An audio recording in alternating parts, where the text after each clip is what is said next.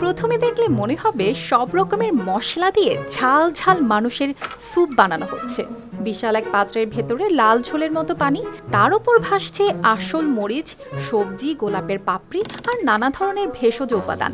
আর সবচেয়ে অবাক করার বিষয় হলো সেই ঝোলের মাঝখানে নিশ্চিন্তে বসে আছে মানুষ। কয়েক মুহূর্তের জন্য মনে হতেই পারে এটি কোনো সিনেমার দৃশ্য, কিন্তু না, চীনের হারবিন শহরের এই অদ্ভুত হিউম্যান হটপট এখন বাস্তবেই ভাইরাল হয়ে ঘুরছে পুরো ইন্টারনেটে।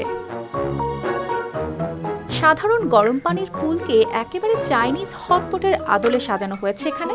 পুরো পুলটি ভাগ করা হয়েছে দুটি অংশে, এক পাশে লাল রঙের ঝোলের মতো পানি, অন্য পাশে স্বচ্ছ স্যুপের মতো পরিবেশ।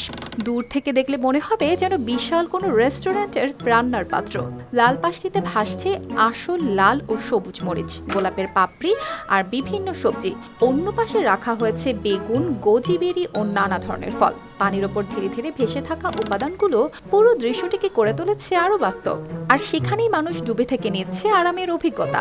সেখানে ঘুরতে যাওয়া এক দর্শনার্থী জানান, এই স্প্রিং এর ভেতরে ঢোকার পর তার মনে হয়েছিল যেন সত্যিকারের কোনো হটপটের ভেতরে বসে আছেন। পুরো ডিজাইনটি এতটাই বাস্তব ও সৃজনশীল ছিল যে সেটি তাকে বিস্মিত করেছে।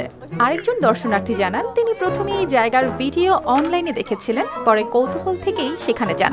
গিয়ে তিনি অবাক হয়ে দেখেন ভেতরে থাকা মরিচগুলো সত্যিই আসল। পুরো অভিজ্ঞতাটিকে তিনি একেবারেই ব্যতিক্রমী বলে মনে করছেন।